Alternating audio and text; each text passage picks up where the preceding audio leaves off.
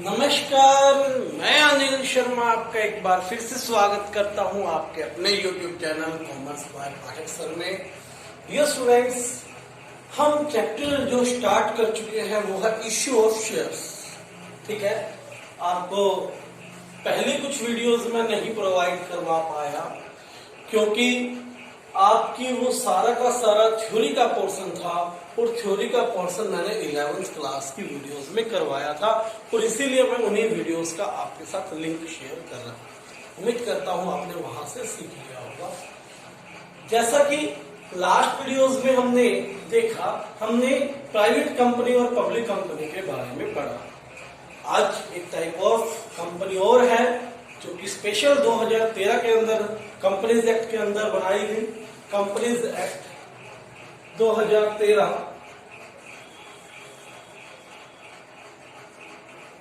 Section 62 के तहत OPC can be formatted. एक व्यक्ति जो कि नेचुरल पर्सन होना चाहिए, ठीक है, कोई भी संस्था नहीं खोल सकती। ठीक है, मान लीजिए HDFC बैंक अपनी एक ओपीसी खोलना चाहे किसी चीज की तो वो नहीं खोल पाए क्योंकि वो नेचुरल पर्सन नहीं है। HDFC बैंक कीजिए आर्टिफिशियल पर्सन। तो ध्यान रखें, नेचुरल पर्सन होना चाहिए और resident of India, normal resident of India, NRIs जो है होना चाहिए, नॉर्मल रेजिडेंट ऑफ इंडिया होना चाहिए। ठीक है, ये जो कंपनी है रूल्स के अकॉर्डिंग इस कंपनी में एक नेचुरल पर्सन जो कि नॉर्मल रेजिडेंट ऑफ इंडिया हो। नॉर्मल रेजिडेंट ऑफ इंडिया को बारे में बता दूं, वो व्यक्ति जो पिछले 182 दिनों में भारत के बाहर नहीं गया है और वह पिछले 182 दिनों से यानी कि 6 महीने से यहीं पर अपना इकोनॉमिक इंटरेस्ट बनाए रखे हुए। ठीक है, तो ओपीसी के बारे में हमने 2 चीजें बताई आपको कि क्या होना चाहिए, नॉर्मल रेजिडेंट और सिटीजन दोनों हो, दूसरा नेचुरल पर्सन होना चाहिए।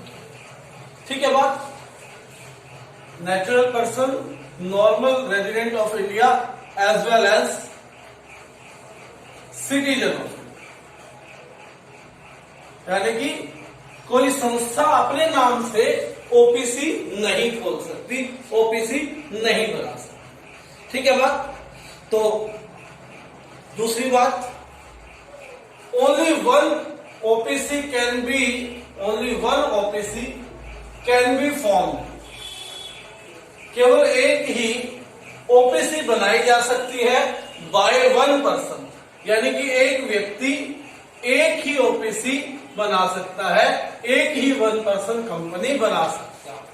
ठीक है, क्लियर हो गई बात। इसके अलावा इसके पेड अप शेयर कैपिटल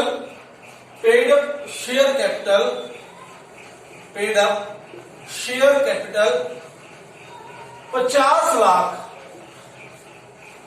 से ज्यादा नहीं होनी चाहिए, डज नॉट एक्सीड 50 लाख। ठीक है, एक जो पेड अप कैपिटल होती है कंपनी की, ओपीसी के केस में वो 50 लाख से ज्यादा नहीं होनी चाहिए।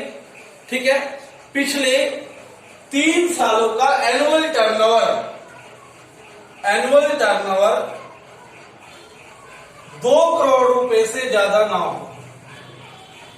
पिछले 3 सालों का एनुअल टर्नओवर 2 करोड़ से ज्यादा ना हो।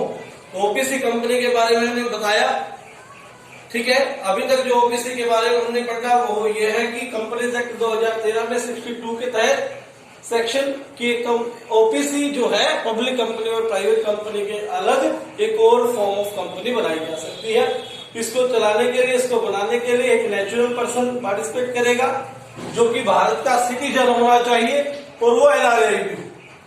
भारत का सिटीजन होना अलग बात है, नॉर्मल रेजिडेंट होना अलग बात है। ठीक है, मान लीजिए मैं यहाँ वोटिंग राइट रखता हूं लेकिन मैं अमेरिका में रह रहा हूं, तो मैं सिटीजन तो हूं लेकिन नॉर्मल रेजिडेंट ऑफ इंडिया नहीं हूं। मेरा रहना भी यहाँ कंपलसरी है। पिछले 182 दिनों से मैं यहीं पर इकोनॉमिक इंटरेस्ट रखता हूं। केवल एक ही ओपीसी एक व्यक्ति बना सकता है। तीसरा, paid up share capital 50 lakh रुपए से ज्यादा नहीं होनी चाहिए और पिछले 3 सालों का एनुअल टर्नओवर जो है 2 करोड़ रुपए से ज्यादा नहीं होना चाहिए। ठीक है। पांचवी बात, ये पहली थी, ये दूसरी, ये तीसरी, ये चौथी। पांचवी, OPC company can not be formed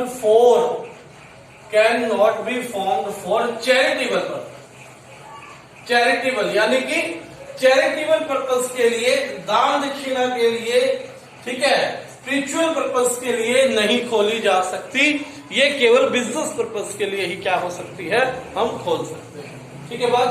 तो पांचवा पॉइंट क्या आया, OPC company can not be form for a charitable purpose. उसके बाद कन्वर्जन, इस कंपनी का कन्वर्जन कैसे करेंगे। कन्वर्जन के लिए 2 शर्तें हैं।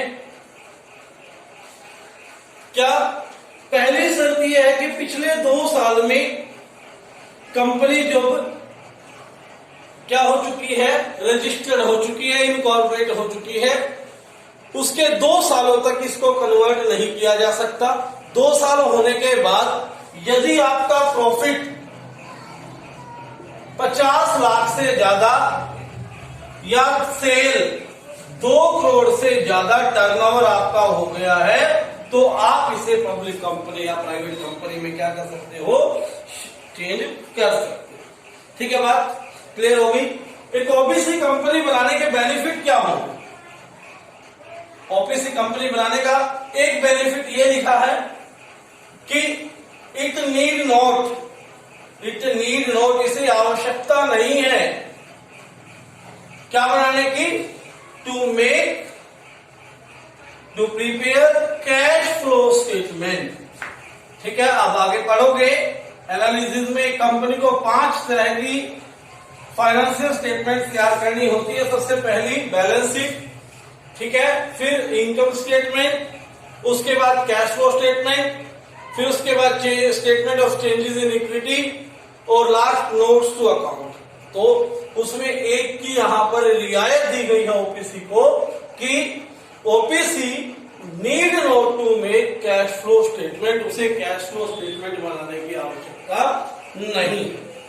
ठीक है, उसके बाद तो जो एजीएम का जनरल मीटिंग का नोटिस है वो इस पर अप्लाई नहीं होता। जनरल मीटिंग किसके साथ करनी है, कि तो व्यक्ति है।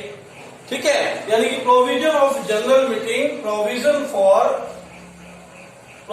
For AGM annual general meeting जो है इस पर क्या नहीं हो रहा, अलाउ नहीं हो रहा, इस पर एप्लीकेबल नहीं हो रहा। ठीक है, तो ये ओपीसी के बारे में था। एक बार फिर से मैं जल्दी से बता देता हूं। Company act 2013 section 62, OPC company लगाने वाला एक नेचुरल पर्सन हो, वो भारत के सिटीजन के साथ साथ नॉर्मल रेजिडेंट ऑफ इंडिया भी होना चाहिए। एक नेचुरल पर्सन, एक व्यक्ति केवल एक ही ओपीसी बना सकता है। Paid up share capital 50 lakh हो, 50 लाख से ज्यादा नहीं होना चाहिए। ठीक है, paid up share capital 50 lakh से ज्यादा ना हो। एनुअल टर्नओवर 2 करोड़ से ज्यादा नहीं होना चाहिए। OPC company can not be form, ठीक है, किसके लिए नहीं बनाई जा सकती, चैरिटेबल पर्पस के लिए नहीं बनाई जा सकती। कन्वर्ट केवल तब होगी, पहले 2 साल तो हो ही नहीं सकती, और होगी तो कब होगी, जब उसका प्रॉफिट जो है 50 लाख या सेल यानी कि टर्नओवर 2 करोड़ से ज्यादा।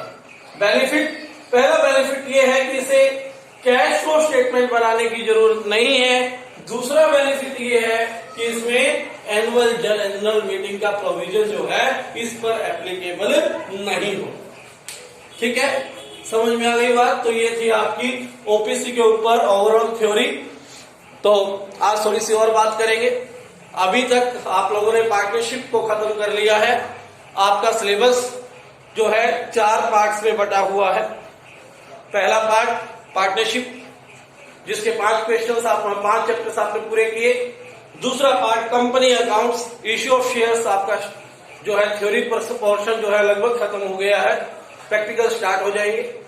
और तीसरा पार्ट एनुअल 2 चैप्टर है इसमें। अब की बार एक चैप्टर रिडम्पशन जो है वो पूर्ण रूप से काट दिया है सीबीएसई ने। इश्यू ऑफ शेयर और इश्यू ऑफ डिबेंचर 2 चैप्टर है इसमें केवल। उसके बाद एनालिसिस, उसमें 6 चैप्टर्स हैं, ठीक है, ज्यादा बड़ा पोर्शन नहीं है, 20 नंबर का है। और चौथा पोर्शन है एनपीओ 10 नंबर का आपका वो है। तो यहाँ पर धीरे धीरे हम सिलेबस को स्पीड अप भी करेंगे। इसके लिए आपके कंट्रीब्यूशन की, आपके साथ की जरूरत पड़ेगी। तो आप अपना स्टडी टाइम, अक्टूबर स्टार्ट हो चुका है, जो आप नॉर्मली पढ़ रहे हो उससे थोड़ा इंक्रीज कीजिए, थोड़ा सा बढ़ाइए, ठीक है ना। क्योंकि कहते हैं ना, जब लक्ष्य नजदीक हो, जब मंजिल दिख रही हो सामने, तो दौड़ने में अपनी जी जान लगा देनी चाहिए, है ना। तो अब वो समय आ गया जब आपको क्या करना है, अपनी जी जान लगा देनी है और किसी को अपने से आगे नहीं निकलने देना। तो आज के लिए इतना ही, धन्यवाद। चैनल को शेयर करें, सब्सक्राइब करें और इस वीडियो को लाइक करें।